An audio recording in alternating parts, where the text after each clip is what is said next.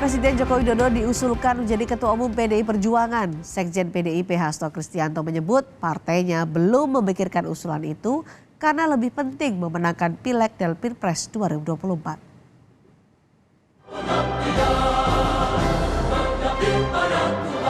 Wacana Presiden Joko Widodo menjadi Ketua Umum PDI Perjuangan menggantikan Megawati Soekarno Putri diusulkan putra sulung Presiden Soekarno yang juga kakak kandung Megawati, Guntur Soekarno Putra.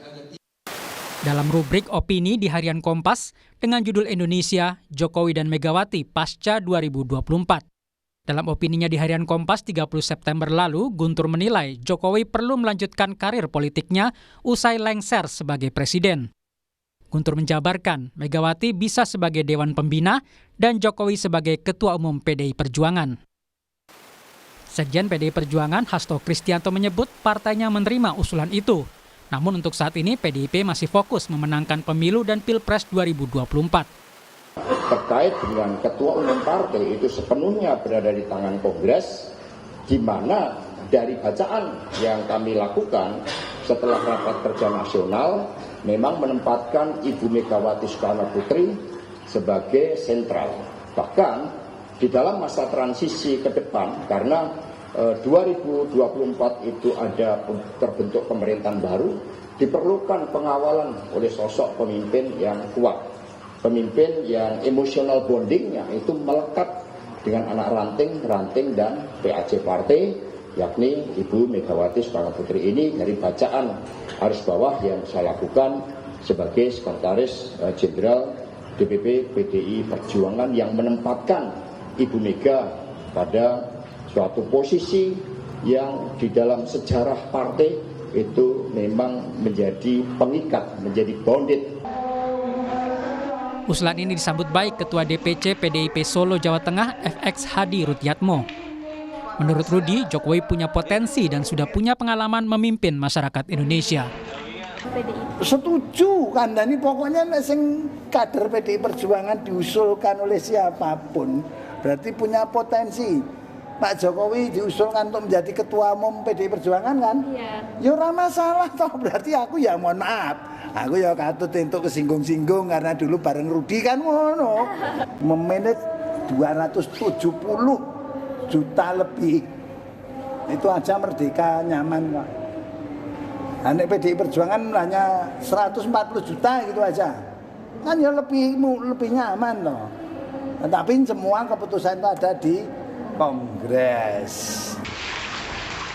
Wali Kota Solo yang juga putra Presiden Jokowi, Gibran Rakabuming Raka tidak mau mengomentari usulan itu karena bukan wewenangnya. Menurut Gibran, pemilihan ketua umum merupakan ranah para elit partai, bukan dirinya yang hanya di tingkat kota. Kemarin udah ditanyakan ya, jangan ditanyakan lagi ya. Saya juga nggak akan menjawab itu, bukan ranah saya. PDI Perjuangan baru akan membahas soal pergantian ketua umum setelah gelaran pemilu 2024 usai. Forum menggantikan ketua umum akan digelar lewat Kongres ke-6 partai pada tahun 2025. Tim Liputan Kompas TV. Wacana Presiden Jokowi menjadi Ketua Umum PDI Perjuangan menggantikan Megawati Soekarno Putri diusulkan oleh putra sulung Presiden Soekarno yang juga kakak kandung Megawati, yakni Guntur Soekarno Putra. Apakah usulan ini bisa terlaksana? Kami bahas bersama pengamat politik UGM, Nyarwi Ahmad yang sudah bergabung di Sapa Indonesia Malam. Selamat malam, Pak Nyarwi. Selamat malam, Cindy. Jadi Pak Nyarwi, usulan Jokowi jadi Ketua Umum PDI Perjuangan menggantikan Megawati Soekarno Putri menurut Anda mungkinkah? Ya, saya kira kalau sebagai usulan itu kan kita sudah lihat ya, itu sudah disampaikan ya, bahkan oleh Pak Gubernur. Tapi kita lihat ya apa urgensinya gitu ya. Biasanya kan ada dua ya, satu tentang aturan ADRT sebuah partai gitu ya, partai apa saja itu punya mekanisme ya dalam pemilihan ketua umum gitu, baik periodenya maupun kurun waktu ininya ya, proses tahapan yang harus dilalui gitu, termasuk syarat-syarat juga itu biasanya ada. Terus yang kedua biasanya terkait urgensinya juga, seberapa urgen memilih ketua umum kan gitu untuk momen tertentu. Nah kalau kita lihat urgensi saat ini kan itu belum ada gitu loh. Tetapi saya kira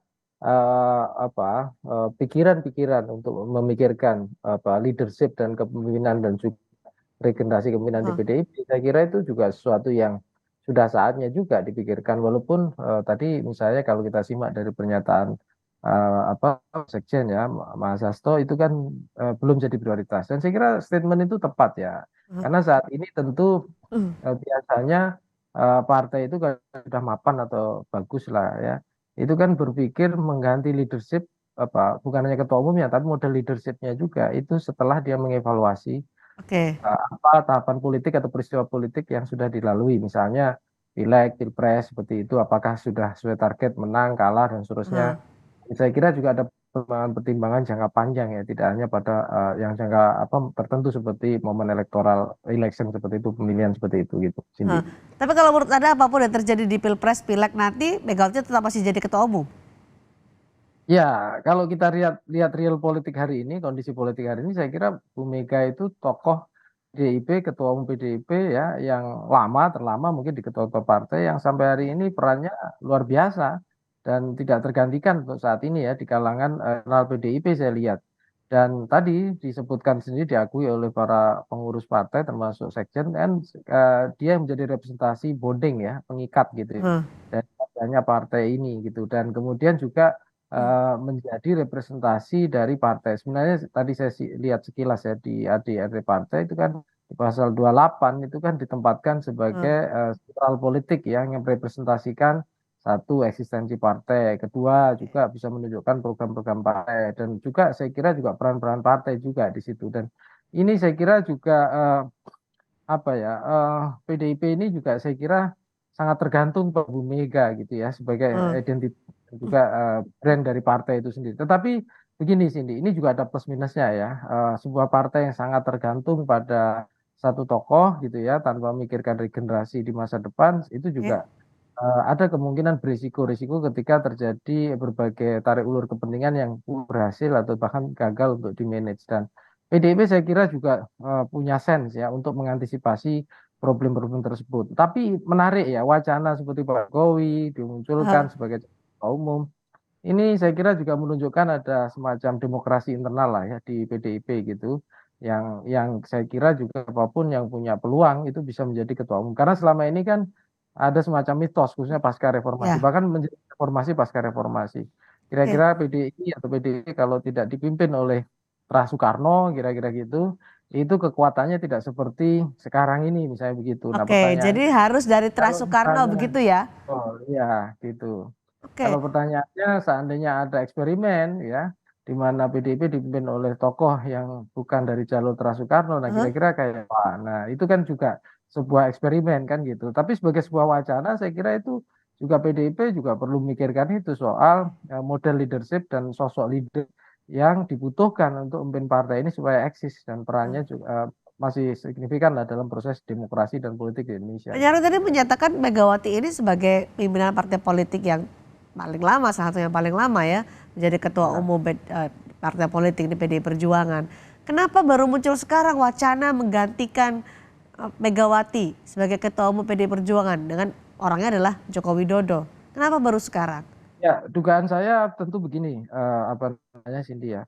Mungkin juga sudah ada dinamika-dinamika pemikiran para tokoh baik di dalam maupun di luar gitu ya, yang memikirkan kira-kira PDIP ini sejauh mana gitu ketergantungannya pada Bu Mega. Selama ini kan itu sangat tinggi ya, dan itu juga menjadikan partai ini makin confident, makin posisinya bagus gitu. Soliditas pengorganisasiannya juga bagus. Tetapi pasca Bu Mega ini kira-kira bagaimana? Karena kan apa yang tidak terelakkan dalam orang kan salah satunya ya mohon maaf kan kadangkala juga ada faktor usia, faktor yang lain gitu ya. Nah, kemudian kesehatan misalnya begitu. Nah, terus kemudian juga saya kira di luar itu juga kemandirian partai itu juga tentu butuh leadership ya. Nah, Ya. selama ini Bu Mega kan menjadi sentral ya. Nah, apakah para tokoh pimpinan yang lain juga sangat tergantung, nah, sejauh mana mampu mandiri gitu. Nah, ini Oke. juga saya kira faktor-faktor. Tapi menarik kenapa muncul nama Jokowi gitu ya. Heeh. Kenapa Ini juga Jokowi, apakah ini wacana ini adalah satu bagian dari strategi supaya Jokowi terus mendukung PD Perjuangan, mendukung Ganjar di Pilpres 2024, karena selama ini kan kita tahu Jokowi masih belum menyatakan dukungannya secara terang-terangan kepada siapa di Pilpres 2024 ya, nanti. ya. Saya kira gini, itu maknanya kalau bisa saya tafsirkan gini ya Cindy. Yang pertama jelas itu apresiasi PDIP yang makin tinggi ya pada Jokowi. Ya, Jokowi dianggap sebagai kader, sebagai figur yang berhasil ya. Uh-huh. Itu kali disampaikan pada Bu Mega ya. Artinya Jokowi ini layak ya, diapresiasi. Nah, kemudian bahkan punya peluang untuk bisa kemudian memimpin PDIP kan. Bahkan itu di luar Terah Soekarno kan gitu. Dan tentu saja begini, Cindy. Dan Pak Jokowi ini kan jalur kemampuannya ya di pengalaman di eksekutif itu panjang kan. Dari wali kota Solo, dari ya, gubernur DKI sampai presiden 2 periode sekarang gitu, dan pengalaman ini ya, itu disampaikan argumennya kan Pak Rudi ya sampaikan, dan itu saya kira berharga ya untuk model kepemimpinan di PDIP. Tetapi pertanyaannya kan gini ya, apakah misalnya PDIP sepenuhnya memiliki atau membangun kultur baru dengan katakanlah memungkinkan tokoh yang lain di luar Terah Soekarno itu menjadi pemimpin partai, karena selama ini sudah berkembang ya Cindy ya, bahwa PDIP sudah terbiasa paling enggak ya mencalonkan tokoh-tokoh gitu, termasuk bahkan capres gitu di luar Terah Soekarno kan gitu. Buktinya kan seperti itu kan gitu. Nah, pertanyaannya apakah itu diperlukan sampai kemudian kepemimpinan di partai itu sendiri kan gitu. Nah, kalau misalnya diperlukan pertimbangan seperti itu ya tentu ada mekanisme ya, ada mekanisme dan kriteria yang saya kira perlu ditetapkan. Misalnya contoh prestasi dan keberhasilan ya, Ya. di misalnya di penugasan di partai misalnya begitu, di eksekutif, di legislatif atau apa, terus kemudian keberhasilannya kayak apa di mata publik ya, Baik. tapi menarik ya, itu juga salah satunya tadi ya, saya ya punya asumsi juga bahwa ini juga cara PDIP juga untuk semakin katakanlah menegaskan ya bahwa Pak Jokowi itu juga perlu secara dekat sekali dengan PDIP gitu. Artinya Oke. satu irama dengan PDIP, dengan Nah, Bu Mega kan kira-kira gitu. nah Mas Itu saya kira Nyarwi, juga harapan itu ada itu. seperti tulisan dari Guntur Soekarno Putra, kalau Jokowi menjadi ketua umum maka Megawati Soekarno Putri bisa sebagai Dewan Pembina. Anda melihat posisi ini, konfigurasi ini ideal? Ya, tergantung itu kalau misalnya apa begini ya. eh, Peran Dewan Pembina ya itu kan di beberapa partai bahkan sangat sentral loh. Ya, contoh kan kita tahu lah misalnya namanya sih beda-beda, ada majelis tinggi kalau di Demokrat gitu ya. Ada majelis syuro kalau di PKS gitu ya. Ada dewan syuro kalau di PKB juga. Nah, Baik. tidak semua dewan pembina itu juga perannya tidak sentral gitu loh. Jadi Oke. saya kira ini soal mekanisme yang perlu dibangun di dalam partai itu, menempatkan ketua Aha, umum seperti apa, ya baik. dewan pembina seperti apa. Di Golkar saya kira juga ada dewan pembina. Tapi ini bagian dari proses demokratisasi internal dalam Ya, partai dan sekali leadership baik. kepemimpinan dalam partai untuk menjadi entas politik yang penting bagi bangsa dan negara kita itu. Gitu. Masih jadi wacana tapi ini menarik sekali di tengah dinamika politik menjelang Pilpres 2024. Terima kasih analisa Anda, Nyarwi Ahmad, pengawat politik dari UGM, telah bergabung di Sapa Indonesia malam hari ini. Terima kasih.